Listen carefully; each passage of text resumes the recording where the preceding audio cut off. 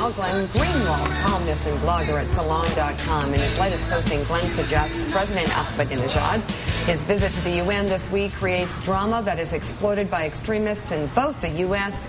and Iran. Glenn, welcome back. Tell us, quite a little breakfast. How were both the extremes thriving off of Ahmadinejad's visit?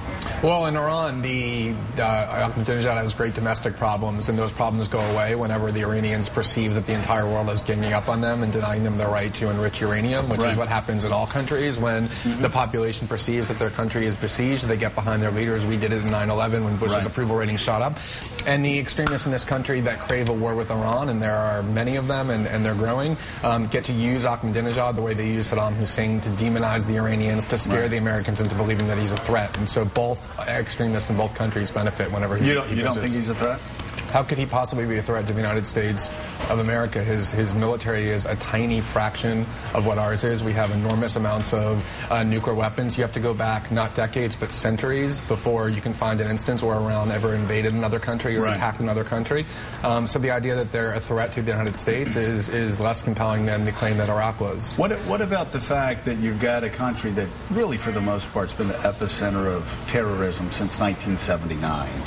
It may possibly get their hands on a nuclear weapon. If this regime gets their hands on a nuclear weapon, that's a concern, right? Well, I don't know what the claim is that Iran is the center of international terrorism. Actually, I would say if there's any country that's the epicenter of international terrorism, it's our close ally, Saudi Arabia, which really is ground zero for Islamic extremism. Many of the 9/11 hijackers, most of them came from there. Okay, so we'll debate that. Iran has not had clean hands, though.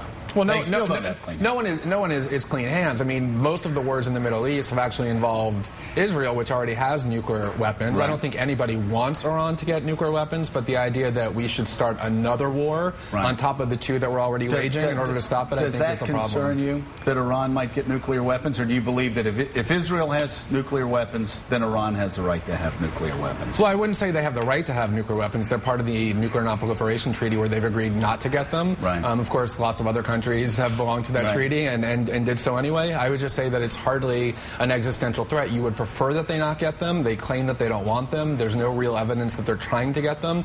Of course, if they get them, it's a worse situation than if they don't have them, but it's nothing close to any serious threat. But it would be an existential threat to Israel when you have Ahmadinejad saying he wants to wipe them off the face of the earth, right? Well, I mean, there's nothing that Iran has ever done that's in any way proven that they're suicidal. Israel is sitting on a huge stockpile of nuclear weapons that could obliterate Tehran and the entire country in about 10 seconds. Is Ahmadinejad just playing to his manic base over there? Well, Arab leaders and Muslim leaders in general take the position that Israel doesn't have the right to exist. That's the source of the problem in the Middle East. And so these statements, which are very much in dispute in terms of the authenticity of how they've been interpreted and the like, is really nothing more than a claim that we don't believe in the legitimacy of Israel and it shouldn't be on the map. Not that we want to get nuclear weapons and incinerate the Israelis. So, of course, Israel and Iran have tensions. That's the concern for Israel, not necessarily for the United States. Howard, we've got two tough choices to make.